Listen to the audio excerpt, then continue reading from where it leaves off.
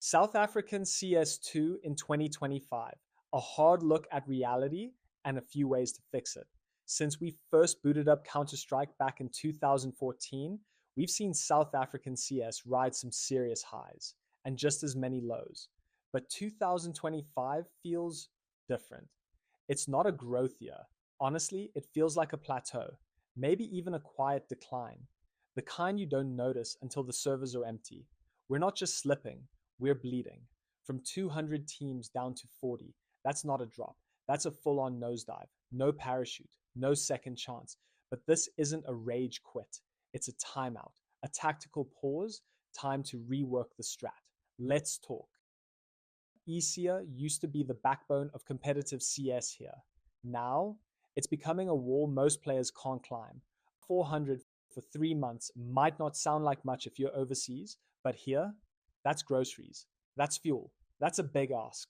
And players are tired, tired of paying to lose. So they just stop signing up, not because they don't care, but because constantly taking L's with no return eventually breaks anyone's spirit.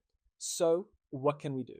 Maybe it's time for more community run leagues, lower buy ins, free entry, crowd-funded prize pools, nothing fancy, just accessible. We could stream more matches too. Give players and orgs some actual visibility. Let a wider audience see the talent we have. Who knows?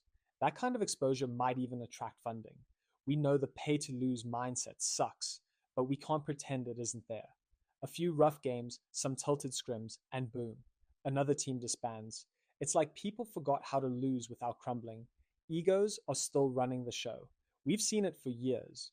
Promising rosters fall apart because one player thinks they're S1 MPL after a good pug. What we're missing isn't aim, it's staying power, long term vision, the kind of grit that doesn't rage quit after a bad week.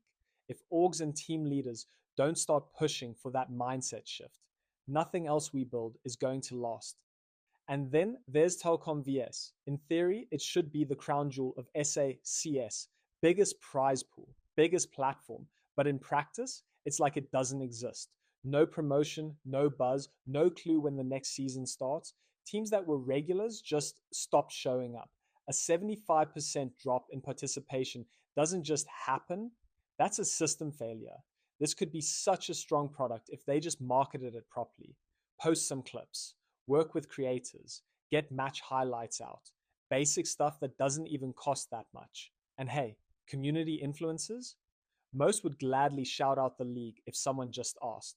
What's even more frustrating is how the top teams have built walls around themselves. They only scrim each other. No help for newer teams, no mentorship. Just stay in your lane vibes. We get it. It's not their job to help. But in a scene this small, refusing to lift others is how the whole thing sinks. This scene won't grow if we keep playing Gatekeeping Simulator 2025. Also, where are the viewers? Because if we want brands and investors to care, we need numbers, even modest ones. 10 orgs pulling 500 views each? That's better than one org with 5,000. More reach, more roots, more reasons to care. We're also dealing with the same cheating problems the rest of the world is, but with more hurdles. You can't just hop into a face it game like you would in Europe. There's one hub. You have to go find it. It's like joining a secret club. No sign up button, just vibes and gate codes. Southern Lions was a cool idea, 50 a month to start, but now it's closer to 100 Rand, and activities dropped off a cliff. Outside of the occasional free weekend, it's crickets. And again, it's a visibility issue. Most players don't even know it exists.